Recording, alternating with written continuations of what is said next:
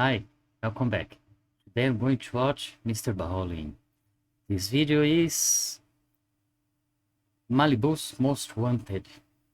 So, let's go.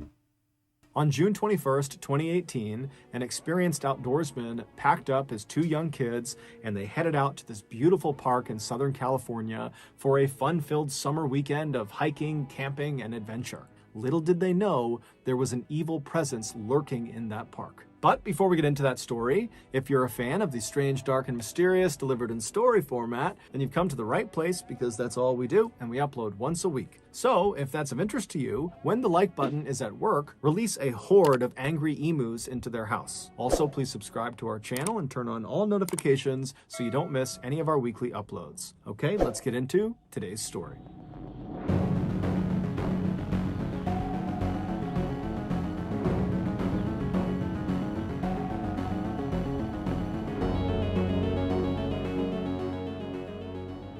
On the morning of Sunday, June 17th, 2018, 35-year-old Tristan Baudet pulled his phone out of his pocket to check the weather forecast for Orange County, California. Orange County is this beautiful suburb located right between Los Angeles and San Diego. And this beautiful suburb is where Tristan and his wife, 36-year-old Erica Wu, and their two young daughters, aged 2 and 4, called home. And on this day, which was Father's Day, Tristan had gotten up early to check the weather to make sure it was going to be clear that day because he really wanted to take his family out for a fun beach day to celebrate his holiday. And he was in luck because when his app loaded, it showed that Orange County was going to be beautiful and clear all day.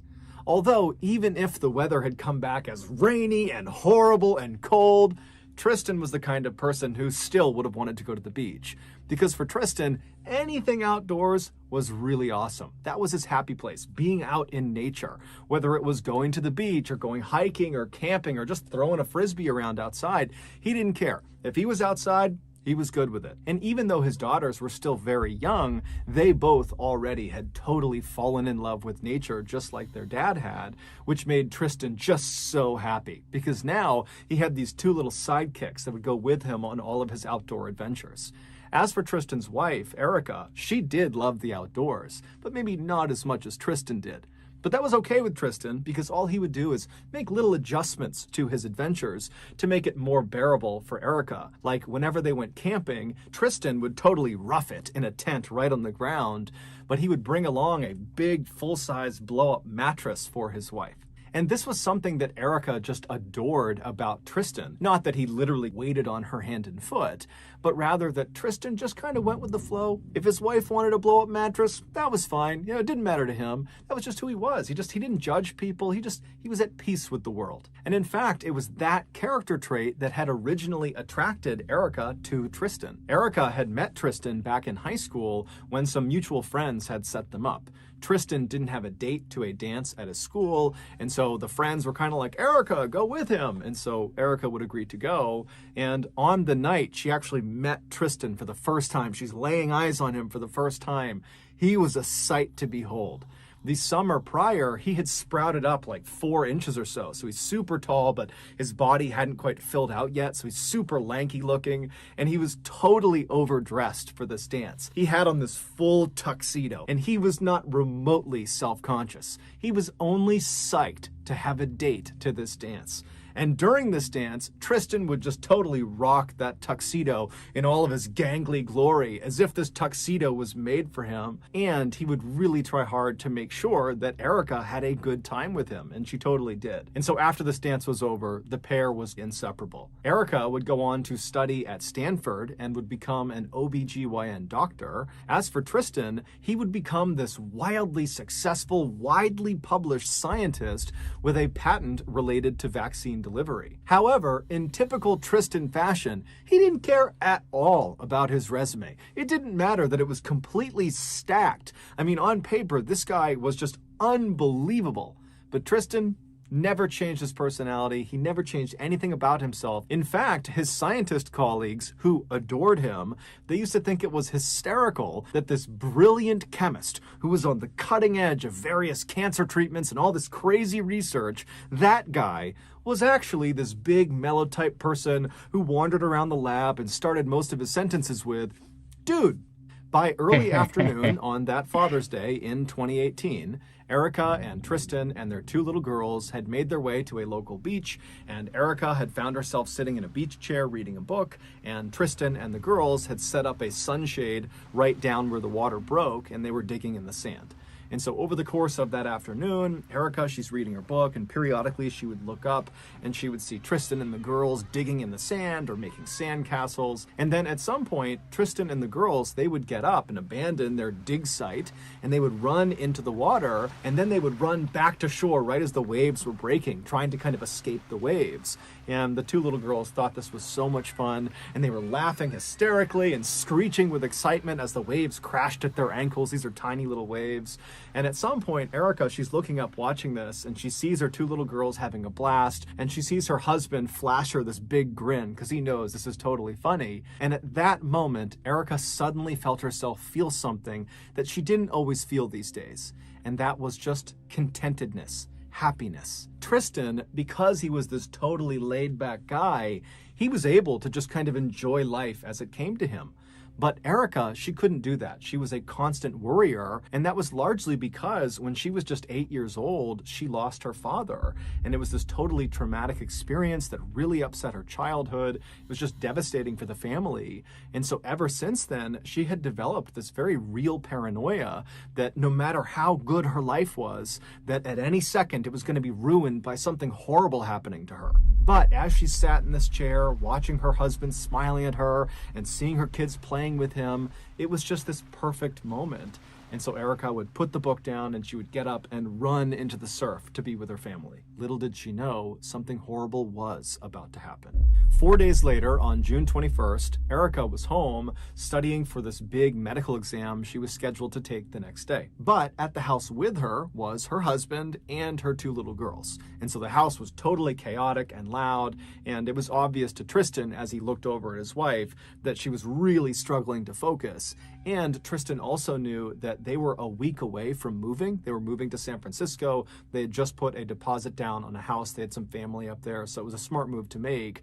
But they still had a lot to do for this move. And so Tristan's looking at his wife, knowing that, the stress levels have got to be through the roof for her. And so Tristan decided he would just take the girls and head out for the weekend to make sure Erica had the time and space she needed to prepare for this test, and also just maybe to be alone and have some peace and quiet. And so Tristan made a couple of phone calls, and then after he was done, he talked to Erica and he told her that he had just made reservations at this campsite up in Malibu, California. Malibu is another beautiful Southern California town located about an hour and a half north of Orange County. It's where a lot of celebrities live. It's a very rich part of California. And he tells Erica that he had made reservations in this campground that's out there, and that he had called his brother-in-law named Scott, who had 2 young kids himself, ages 3 and 5, and they were all going to go there together and spend the weekend at this campsite. Now, Erica was very thankful for her husband for being willing to do this because she did need the time and space to study, but she immediately was just concerned about it because,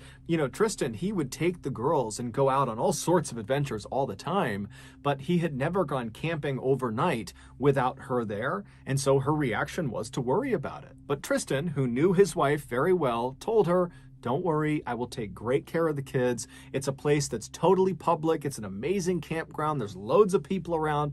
It's totally safe." And so eventually Erica was convinced.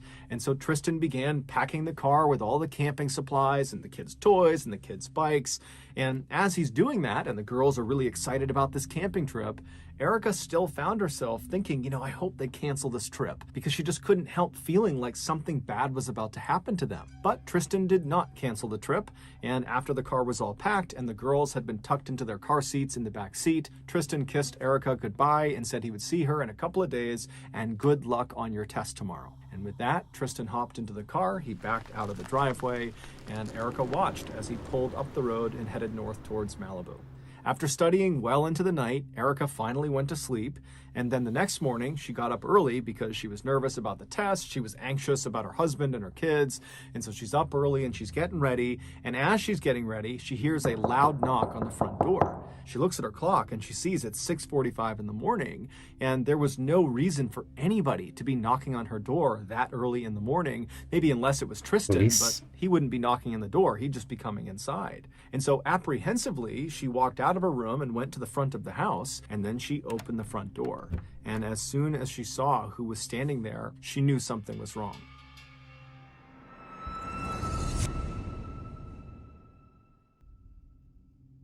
Erica would later reflect on this moment when she opened the door, and even though it didn't make sense and it was irrational, she would sometimes think to herself, what if I had just never opened the door? Would this nightmare have really happened? But Erica did open the door, and standing out there was her sister-in-law, Priscilla, who was there unannounced. She lived an hour and a half away, and she looked very frazzled and upset, and she would give Erica absolutely heartbreaking news. News that was so earth-shattering that Erica literally couldn't comprehend it. Like, this cannot be true. There literally has to be a mistake. But there was no mistake. Erica would not take her medical exam that day. Instead, she would hop into the car with Priscilla and they would drive to Malibu. The day before, Tristan and his two little girls, after driving for about an hour and a half, arrived in Malibu at the entrance to the Malibu Creek State Park. Now, when most people think of Malibu, they just think of the beautiful properties lining the beach. They think of celebrities and rich people and exclusivity. And that's all true. But what a lot of people don't know about Malibu is that just outside of the kind of main Malibu area is this totally wild area, this very rugged terrain, all these canyons, all these heavily forested areas. It all kind of butts up against the outside of Malibu. And in this totally rugged area is where the Malibu Creek State Park is. So Tristan and Scott, they arrive at the gates of this park that leads into this wilderness, and they check in with the park rangers up front, and they are directed to their respective campsites that they had reserved. They had reserved 2 sites right next to each other. And all a campsite is usually is just a square little plot of land with nothing in it. And it's a place where you put your tent on, and sometimes there's a fire pit inside of it. It's really sparse. And so Tristan and Scott, they thank the park ranger. They drive all the way across the campgrounds. They get to their designated spots. And right away, Tristan's like, these are just not very good campsites. They were located right near the porta potties, so it kind of smelled bad, and there was lots of foot traffic right in front of their sites, and their site was kind of at a tilt too, so just overall it was not ideal. And so Tristan said this to Scott, and Scott decided he would just go talk to the park rangers again and see if they could change their campsites. And so he went to the front, talks to the park ranger, and they say, no problem, there's actually 2 open campsites on the other side of the park. We'll just swap your reservation. And so Tristan and Scott and the kids, they make their way to these other 2 campsites, and these are perfect. They're kind of tucked up at the base of this huge canyon. There are no porta potties nearby, so no foot traffic. It's very private, and the land was totally flat. And so the men are totally happy with this, and they start getting their stuff out of their vehicles and setting up their tents, and the kids are running around playing and riding their little bikes around. And then after their campsites were mostly set up, Scott and Tristan made a fire in the fire pit that was located roughly between where the 2 tents had been set up. And so Scott was sleeping with his 2 sons in his tent, and Tristan would be sleeping with his 2 girls in his tent. And so they get this big fire going, and then all the kids and the adults, they sit around the fire, and they start roasting hot dogs and making s'mores, which is marshmallow chocolate and graham cracker, and the dads are telling funny jokes and spooky stories too. And before long, the kids are just totally exhausted, and so Scott and Tristan both take their kids and put them to bed inside of their tents. And then after the kids are tucked in, the 2 men come back to the fire, and Tristan, who had packed pre-made cocktails, he pulls those out and he shares one with Scott. And then the 2 men just enjoyed each other's company, sat around the campfire, chatted for a while. It was mostly Tristan talking about his upcoming move to San Francisco, but Scott was happy to just listen. And then at some point, the 2 men were just totally exhausted, and they decided it was time for them to go to bed. And so they put out the fire. Scott would hug Tristan and tell him that he loved him, and then the 2 men would leave the campfire and go to their respective tents. As Scott climbed into his tent with his 2 sons, he turned and looked out the open flap of his tent across the fire pit towards Tristan's tent, and he saw Tristan climb into the tent with his girls. And so after he sees Tristan get into his tent, Scott zips up his own tent, and he lies down, and within 10 or 15 minutes, Scott is fast asleep. Just before sunrise the next day, so around 4:45 a.m., Scott suddenly woke up. He thought he heard a loud sound, but he couldn't place the sound. And so he's just laying there. It's still dark outside. And as he's kind of getting his bearings, he realizes one of Tristan's daughters is crying in her tent.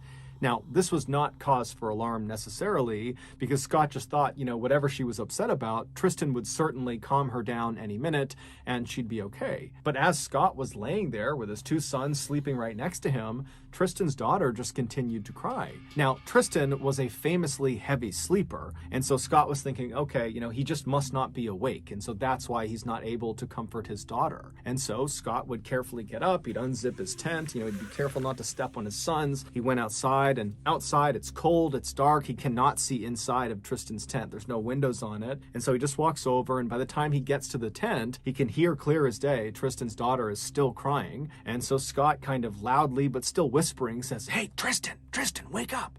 But Tristan doesn't wake up.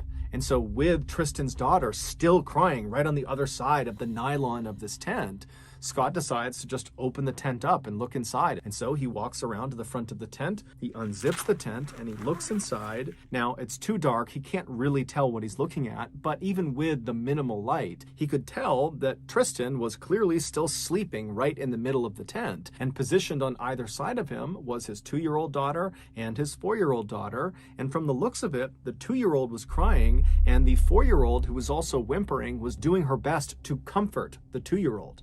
And so Scott's looking in, wondering what's going on, when the two little girls, they turn and look up at Scott, and when they see him, they just start saying, "Wet, wet, wet." Now, Scott doesn't know what they're talking about. He's starting to get a little bit flustered because he thinks something's wrong, and so he reaches in and just starts shaking Tristan, saying, "Hey, wake up." But as soon as he did that, he could tell Tristan's not sleeping. Tristan is dead, and his two little girls are sitting in a pool of his blood. Right before Scott had woken up, someone who was standing near the campsite had fired a gun several times, and one of their bullets went into Tristan's tent and struck him right in the head as he slept next to his daughters. Roughly 2 hours after Tristan was killed, Priscilla showed up on Tristan's doorstep to tell his wife, Erica, what happened, that her little girls were about to grow up without a father. But what? Just like Look, she did you hit This the news kids? absolutely destroyed Right? Erica. A 42-year-old man named Anthony Rauda would be arrested and charged with Tristan's murder. Rauda had a long criminal history, and at the time of Tristan's murder, he was living illegally in this park up in the canyon nearby, and when he was arrested, he was in possession of a gun that was ballistically linked to the bullet that killed Tristan. His trial is still ongoing because Rauda keeps firing his defense attorneys, which delays the trial. While Rauda has said he's innocent, he didn't do this, his behavior in court so far has not made him look any more innocent. He has been so violent and erratic during the initial court proceedings that when he goes into court, they have to strap his wrists and his legs into a chair and put what's called a spit hood over his head, which prevents him from spitting on people and biting people. Assuming he was the shooter, that he was responsible for shooting Tristan, which most people believe he was, and there really is an enormous amount of evidence that supports this, but again, his trial is still ongoing. But if we assume he was the shooter, the theory is it was completely random. He did not know Tristan. He basically just fired his gun either intentionally into the tent or recklessly, and he just happened to fire into the tent. But either way, one of his bullets struck Tristan in the head and killed him, meaning Tristan was literally just in the wrong place at the wrong time. And if this case wasn't heartbreaking enough, one more distressing detail is that this shooting was not the first shooting in or around this campground. In the year leading up to Tristan's death, there were an astounding 6 other shootings, 2 of which happened literally in the campground right where Tristan was killed. Now, none of these other shootings were fatal, but in all 6 cases, the shooter or shooters were never caught, they don't do and anything. Malibu police just kind of didn't investigate. It wasn't until Tristan got shot and killed in this campground that the stories of all these other shootings that never got solved came out, and people are looking on a map saying, wait a minute, there's all these shootings unsolved with a rogue shooter or shooters out and about right here, right over this campground, and we haven't shut down the campground, and we haven't told the public that there's potentially a uncaught shooter roaming around this campground? They are as Why is that? responsible Now, as the the killer. answers to those questions we don't know now, but they will likely come out during Anthony Rauda's trial, where he's being charged not only with killing Tristan, but also for all of those other shootings. In the meantime, Erica has filed a $90 million lawsuit against several agencies, saying that her husband had no idea there was this threat of an uncaught shooter at that campground, and had authorities put any sort of warning up, Tristan never would have taken his kids inside of that park, and he would be alive today. Yeah. Her lawsuit is still ongoing. Totally agree. After watching our videos, people often approach me and ask, how can I help victims and their families? Well, now we have a great answer for you. The MrBallen Foundation. The MrBallen Foundation is a registered 501c3 nonprofit that makes it as easy as possible for you to join me, my family, my team in supporting those whose lives have been most impacted by violent and heinous crime. We have already given $150,000 to victims and their families, including a $25,000 donation made in Tristan Baudet's name to the Experience Camps, which is a program for children who have lost a parent or both parents. Monthly donors to the MrBallen Foundation Honor Them Society receive free gifts and exclusive invites to special live events. But the real reward is helping to create a new ending for victims of violent crime. Go to MrBallen.Foundation and click on Get Involved to join the Honor Them Society today. Well, MrBallen always surprising, right? Nice idea about the foundation. Very nice. Well, that was MrBallen, Malibu's Most Wanted. Oof. We need more happy stories, right? Anyway, thank you for watching. Love and peace to us all. See you next time. Bye bye.